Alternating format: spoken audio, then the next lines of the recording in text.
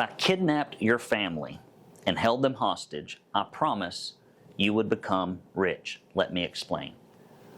What are you doing right now to recruit painters?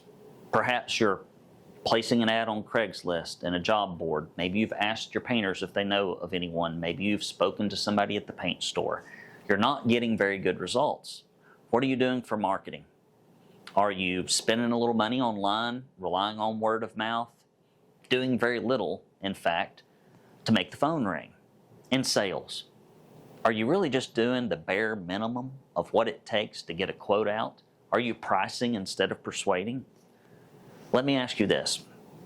If I came to you and said, if you don't hire 3 painters in the next 30 days, high quality painters, screen them and assess them, I've kidnapped your family. In 30 days, I'm going to put them under the ground. Would you do what you're doing now? Would you say, oh, really? I'm going to post an ad on Facebook. I'm going to talk to the paint store folks. I'm going to talk to the painters, and then I'm going to throw my hands up. No. You would be at the paint store every morning. You would put yard signs up. You would put flyers up. You would be talking to folks. You would be screening them, assessing them. You would be running massive campaigns and paying attention to them because the stakes are high. Same thing with marketing. You'd probably pick up the phone and call everyone who had ever painted. You would explain the situation and say, I desperately need to get some paint work. If I don't generate $100,000, my family's done for. It's also what I call, in many cases, the gun to your head strategy. When you ask folks what they would do in dire situations to remedy a problem, they immediately seem to know what to do. But what they would do in desperation is not what they're doing today, even though those tactics and strategies would create better results.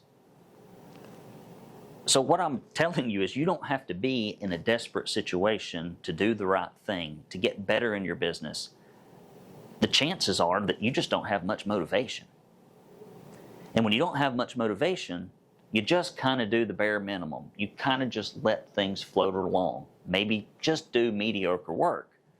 So as you look at the different processes and systems in your business, ask yourself that mental question. If a gun were being held to my head, if someone I cared about had been abducted and I had to reach a specific quantifiable goal in a short period of time, what would my methods, tactics, mediums, and approach be? And chances are they are completely different than what you're doing now.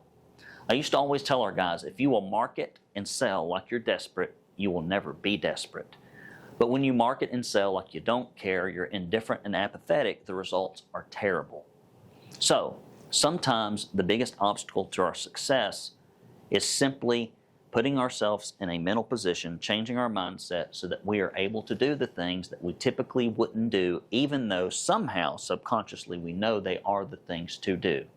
So manufacture a mental emergency, look at an aspect of your painting business that you're unhappy with, set a condensed time frame, and do what you know needs to be done.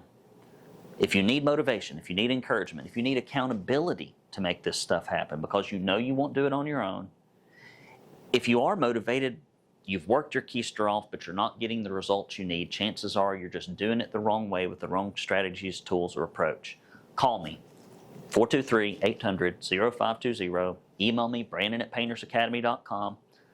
I'm just a cute little fuzzy ball of happiness. We'll get on the phone, we'll talk. You'll be okay, I'll be okay, and if we decide to work together, fine. If not, that's up to you.